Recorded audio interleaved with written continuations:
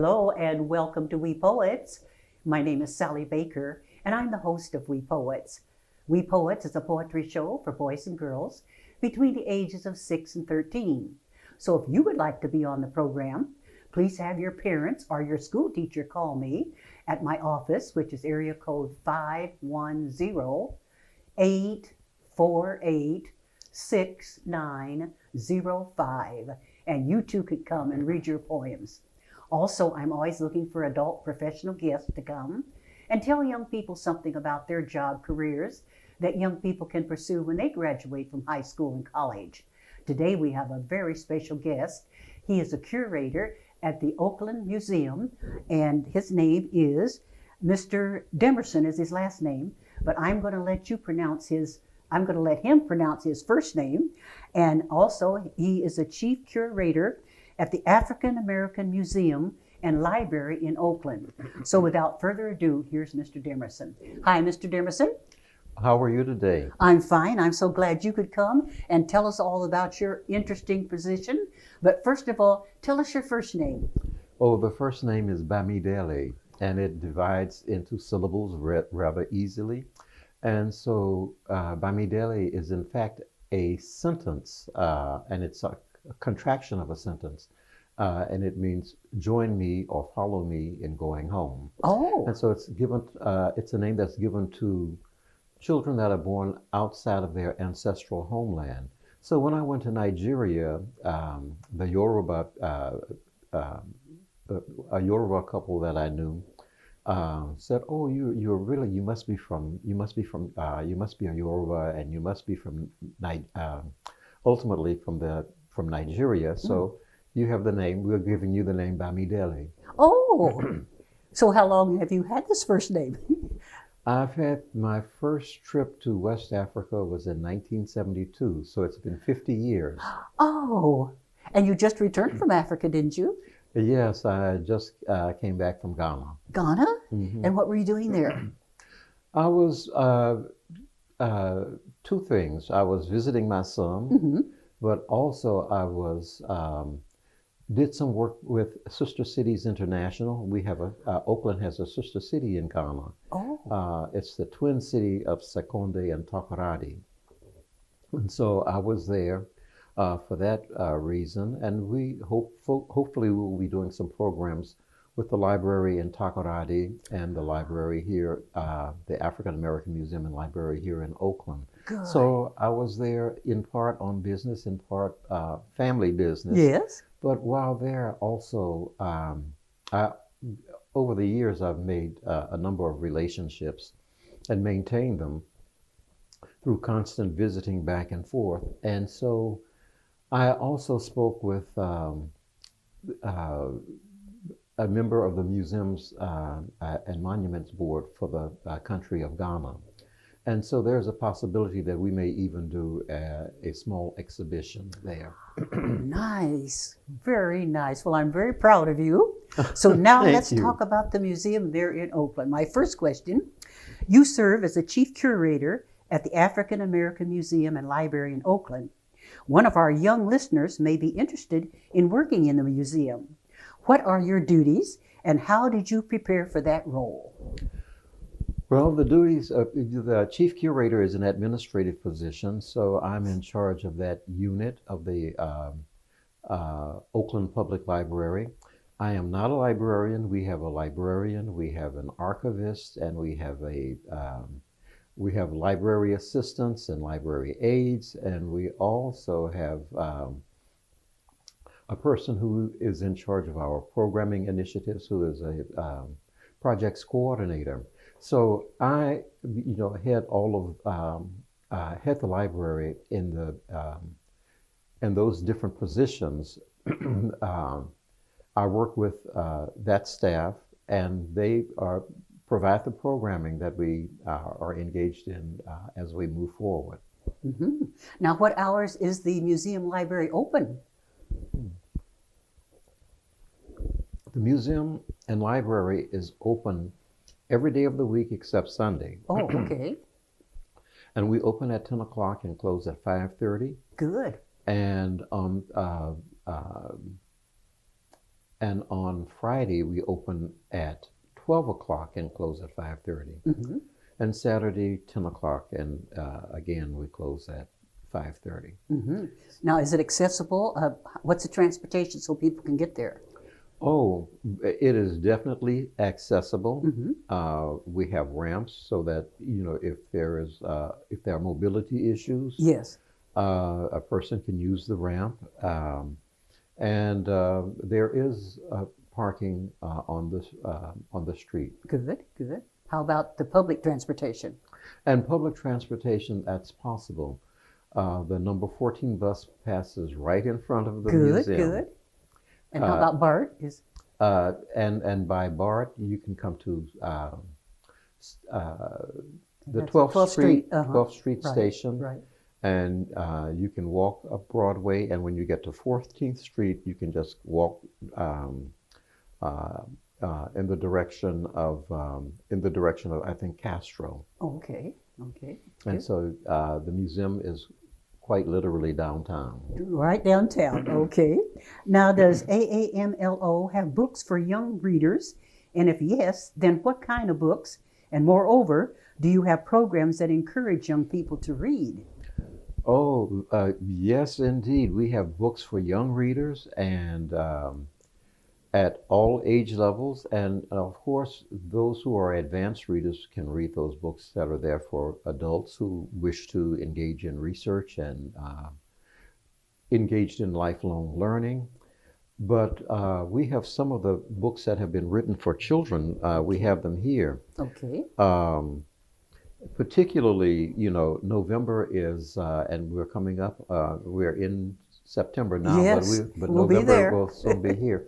And it's Native American Appreciation Month. Oh, And so this is a story, Dancing with the Indians by Angela Shelf Medeiros. mhm. And she wrote this story based on memories from her great great aunt and great uncle, Oh, and her great great grandfather, and her great and the great great grandfather grew up among Native Americans. He escaped slavery, and so when he did so, he lived among them, and so each year the family, his grandchildren would return, or his son and grandchildren would return. And so she wrote this book on their memories, Dancing with the Indians. And so, so it's a family story. It's an African American family story of the Native Americans who accepted her ancestor as brother. Good, good. And so we have a few more books here. Yes, show those, please. This is very important. Oh, what an interesting cover. Sometimes we have unique names. Uh-huh. And so we should not despair when our parents have given us a unique name. We should be proud of that name. Yes, yes. And so this is a story about a girl named Rainbow. Oh, cute. And so, this is very important. And so it's a book on self-acceptance, Uh-huh. as is this book on hair love. Hair love, cute. And this was written by Matthew Cherry, Uh-huh. who is a noted athlete. And so he wrote this book and about him learning to, making the commitment to comb and style his daughter's hair. Oh, isn't that wonderful? And so this is a wonderful story. For And children. yes, and it's, it's about hair. Yes. And then, of course, this is a very important book. It's called Dream Builder. Oh, And the subtitle, The Story of Architect Phil Freelon. And he was the architect of record who designed the African American Museum that's on the mall in Washington, D.C. Oh. And so you have the Washington Monument here, and you have the museum. This is an important story where we learn about different occupations that Yes. through the stories that we read. We learn about self-acceptance. We learn about history. And so this is about as a young boy, he loved art and he loved science. Yes. And so he became an architect. And so these are the stories that we read and that we recommend. And one other story I think that is so very important, and that's this one, Firebird. Firebird. It's by the ballerina Mystique Oakland. Oh. And this is a story about there was a young girl that was having some difficulties with her self-confidence. Oh, yes. And so Misty, in this story, speaks to the young girl and builds up her confidence and let her know that she too can dance like a firebird. Isn't that great? Oh. And you know, the interesting thing about this story, we had the flyer for this on our marquee right outside the library and museum. She was in Oakland and she passed by the marquee. And she saw it. And she came in and she said, and she introduced herself. I'm Mystique Oakland. Isn't that I said, well, wonderful? we're reading your book. And so it was very good, you know, a chance meeting her. Yes. But I am so glad that we had that we put out notices so that passers-by will become familiar with that. And can you reach and get that? This book one here, behind? Freedom? Yes. Okay. There you go. And this book, Freedom in Congo Square. Those who are familiar with Congo Square knows that this story takes place in New Orleans. Okay. And during the period of slavery, those who were captives or those who were held as bondsmen and women had one day off, and that was Sunday. Oh. And so they would go to Congo Square, and there they would commune with each other. They would sometimes they would sing, they would dance, they would play their music, and they would have an open air market. And so they had a way of engaging with each other, even during slavery. Yes. And perhaps even plotting certain runaways, or certain, you know, there was always this intense desire for freedom. Freedom, and so this story was written by Carol Boston Weatherford, who lives in Greensboro, North Carolina. Yes. And this story by Angela Shelf Medeiros. Angela lives in Austin, Texas, and I happen to meet both of these authors. Isn't this wonderful? So wonderful.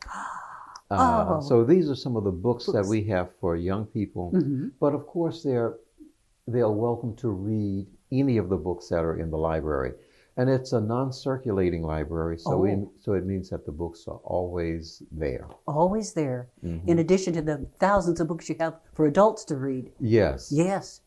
Isn't this great? Well, let's see here. The African American Museum and Library at Oakland is a multi-factored institution, a reference library, a seed lending library, and has many archives. University professors and researchers have an interest in accessing the photographs, letters, diaries, and documents in the archives as they write their books and articles. How will you make the contents of the archives accessible to children and adults? Well, we have right here. This is African American men and women who built Oakland. Good. And so this is a proposal that we're working on. Good. And so how do we acquaint young people with the men and women who have been so significantly engaged in the development of the community in which they live? Right. And so what we plan to do for children is to write a series of children's books using our archives, using the material from our archives. And so we will, be involved with writers and illustrators, some of whom who live right here In in Oakland, Oakland. yes.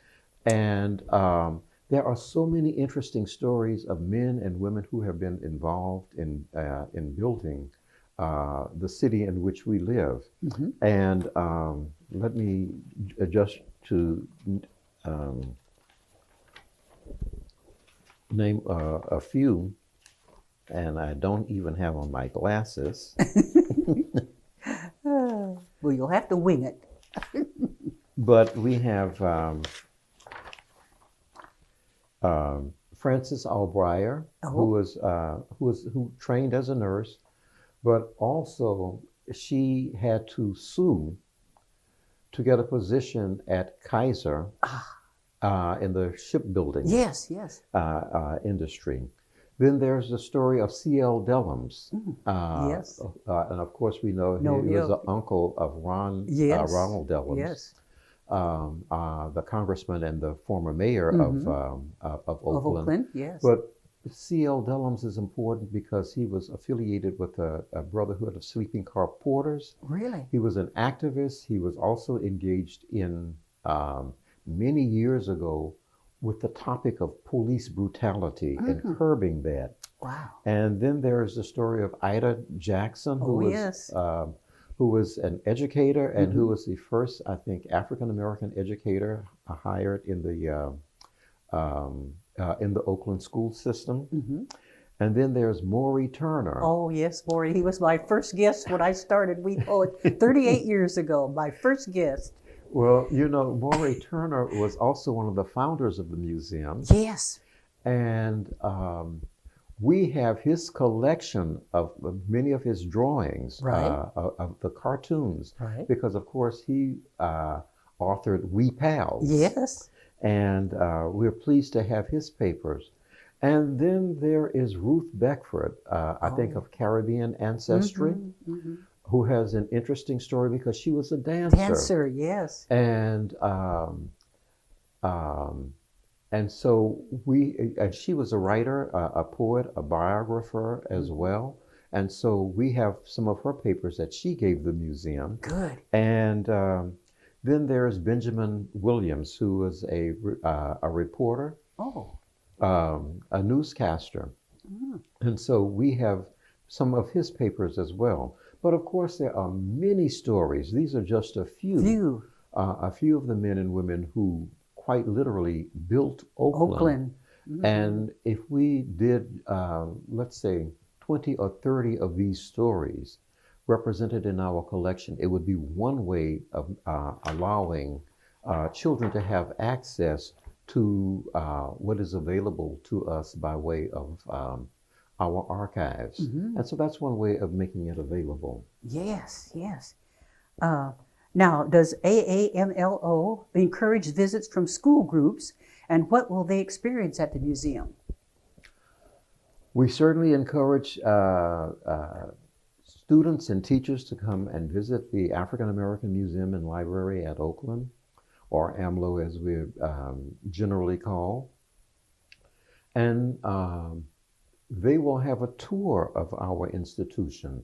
They will see some images from our archives. They will see some of the photographs, and we have thousands of photographs. I can imagine, yes. And we have many stories that are contained in our archival boxes that are stored on site, and we have a few that are stored off site as well. But they will learn something about the archives and the stories that the people who shaped our community. That's very important that they become familiar with that. And that's important for all children, Black and non-Black. Yes, right. Because it's important for African Americans to know their history and facets of their culture, but it's also the museum and library is engaged in competence building. Good. Providing an opportunity for the development of cultural competency. And that's something that every citizen needs. Because we need to know about the various people who live in and among us, around us, with us, and if we can build an appreciation for African Americans, then we hope for a day that we won't have to have rallies where we're protesting people being killed in the streets. Yes. We don't have to. We won't have to have we won't need to celebrate the many efforts that people, when they follow through with litigious action or lawsuits to ensure that they are not discriminated against. And so these are some of the things that are important for us in making sure that everyone has access and appreciation to an understanding of African American history, culture, and aesthetic expression. Yes. Now, can you tell us about some of the classes you teach for the children? I think you brought some things to show here about the classes. Oh, yes. Well, in addition to reading, and we develop lesson plans for Yes, I remember. for our books as well. And so we start out with we give the title of the title of the book or the story. Then we find what resources will help their teachers themselves to follow up with them if they wanted to read the story on their own. We have a vocabulary building exercise so that we can learn about the terms that are used in the books that may not be familiar with them, but even if they are familiar with them, it's okay to review it and to learn how the terms are used in this book or this publication. And then we have words for listening comprehension. We want to make sure that children are listening carefully, attentively, and can answer basic questions. And we even have a geographic component developed with that as well. And the geographic component, if the story takes place in, let's say, Philadelphia, Philip Freelon grew up in Philadelphia. He went to school in Hampton.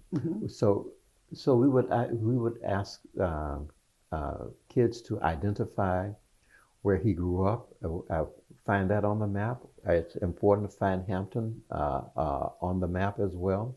And it's important to know where the signature piece or the signature work, the museum on the mall, the Museum of African American History and Culture, and where Washington, D.C. is located. So finding these different places on the map is very important. So that's one set of lessons that we teach, but also when we give tours for students, it's very important that that they learn about the personalities that are there. And so we sometimes raise questions about or allow them to raise questions to us if we are telling a story, because of course on a tour you have such a short period of time, but sometimes a young person may have questions about that we did not necessarily cover. So we want to give opportunity for questions and answers. Yes. And then we have each year we have engaged with the Black Joy Parade. And so it's important for us to invite people to come to our table. And so we have here a certificate that to indicate when young people visit our museum, this certificate, this certifies that blank, and we put in their name, visited the AMLO table at the Black Joy Parade, and learned that his or her day name among the Asante people of Ghana is. And so while that's on this side, on the reverse side, we have day names. In Ghana, every child is given a name for the day of the week in which he or she was born. Oh, Now, they have several names, but the day name is one. oh, So, for example, if you were born on Sunday, the boy's name is Kwasi, and the girl's name is Okusua. oh, And so we have those names, and we have and because they're named for a day of the week, week. we also have a perpetual calendar. Uh-huh. And with the perpetual calendar, we're able to look up the day that they were born and then give them their day name. How nice. And so Oh. that becomes important. And then we have, at that event and at other events, we make buttons. Oh. And this, among the Akan people of Ghana or the Asante people, Mm-hmm. and we have several buttons here, and you can see them here, Oh, yes. or several images of the buttons. And we have what these different ideograms mean, or these symbols mean. Oh. And so it's important for our young people to know that this is indeed a system of proto-writing or pre-writing prior to scripts. And so how did people encode information in symbols? Oh. And how do they decode that information? And how do these philosophical perspectives or philosophical statements about these artifacts inform morals for daily living? Oh, yes, yes. Now, we're sort of running out of time. Is there anything else you'd like to put out before we end our interview? Oh, yes, I would just like to state that we also publish, this is a catalog that we published, and this is entitled Rejuvenate Images for Healing and Renewal by Akili Simba, who is an artist who lives in our community. And then we have, each year we have during the birthday celebrating Dr. Martin Luther King. Yes. We have a film festival every year. Great. And in addition to that, we created this activity booklet, the Quotable Martin Luther King Jr. And this is subtitled An Activity Booklet for Children. And so we've taken quotes from the Quotable Dr. King. Yes. And we've created puzzles. Puzzles. Yes. Oh. So we have a biographical statement on Dr. King. And then we have this, let me just read this one quickly. Dr. King has often been described as a man of faith. Can you unscramble the letters and tell us how Dr. King described faith? And so we have, you unscramble each letter, and then you will be able to decode that faith is taking the first step when you can't see the entire staircase. Oh, isn't that great? So it really puts the kids' mind to think. Yes. And so we have different kinds of puzzles. We have a word search puzzle. We even have a decoding where we've given each letter of the alphabet in order. A is 1, B is 2. And so you unscramble the quotation from Dr. King. And so it's very important. And then we've included a bibliography on Dr. King for children. For children. And so this becomes very important, and it's one way in which we reach our young people. So we have activities for young people at the museum. Yes. We have activities for adults, really, too. Yes. And so it's an excellent place for people to visit, for families to visit. Yes. So please come to the African American Museum and Library at 659 14th Street in Oakland, downtown Oakland, California. And again, give the hours. The hours are 10 o'clock every day till 5:30. And on Friday, though, we open at 12 o'clock and close at 5:30. And Saturday, we were back to 10 o'clock and we close at 5:30. So please come to the museum. We have a lot there for you. And we would appreciate seeing you there and knowing that you're supporting African American history and culture by being there, learning, growing, and spreading that learning and growth to others. Good, good. Well, this has been a wonderful interview, and I know you're going to get lots of people coming to the museum, children and adults. Yes. Oh, yes, we yes. want children and adults. And you're open all year long, right? Absolutely. Only closed probably during the holidays, the Christmas Oh, holidays. yeah. Yes, we're closed during the holidays. Yes. And let me just also state that we have exhibitions at the museum, and we're remounting since we're not through with COVID yet, but we are now opening back up so that people can come into the museum. Good. So we're mounting changing exhibitions as well. So, oh, isn't this wonderful? About how many exhibitions do you think you have?